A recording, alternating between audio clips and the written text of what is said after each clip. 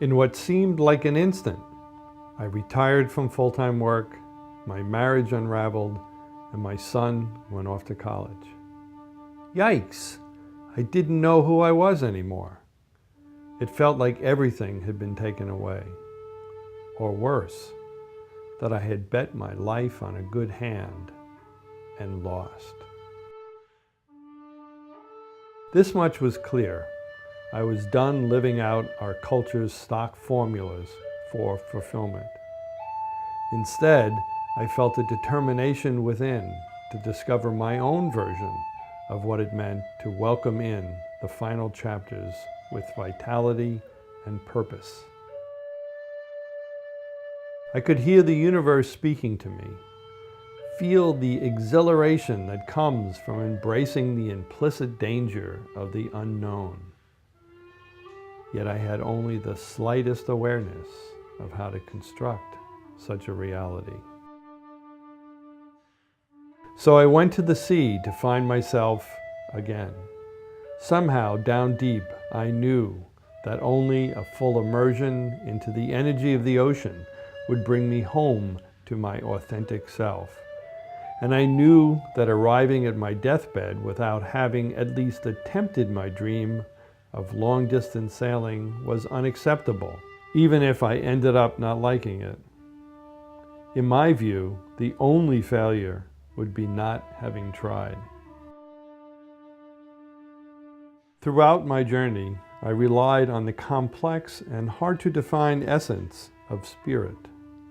When I trusted it and allowed it to be present in my life, it would anchor and guide me. I have learned that what my head tells me is only one source of knowledge, and often not the most reliable. I had no idea how this year of intense transition and personal growth would evolve when I set sail. At times it was scary, especially when I realized there wasn't even a destination to be had, merely an unfolding process. For sure, there were plenty of risks, like abruptly stopping work, leaving my beloved house and community behind, sailing the ocean while putting my life and the lives of others on the line, and loving another imperfect being. All that in pursuit of a more in-depth, engaged life.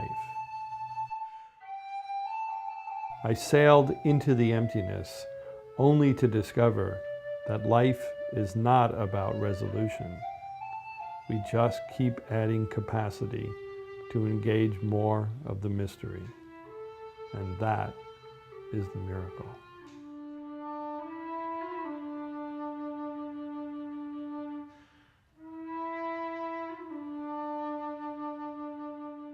I'd spent the better part of my adult life as a strategic planner, and now the plan was to have, well, no plan.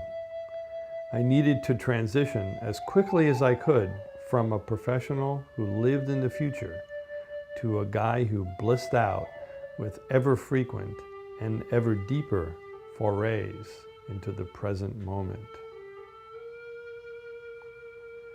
This is my time to dismantle the identity I spent so many years developing, the one based on external roles in career and parenting. In its place, I'm aware of the need to move into a more spiritually centered form of knowing. Only the ocean, that great metaphorical model of impermanence and emptiness, can offer me the needed support in this life transition.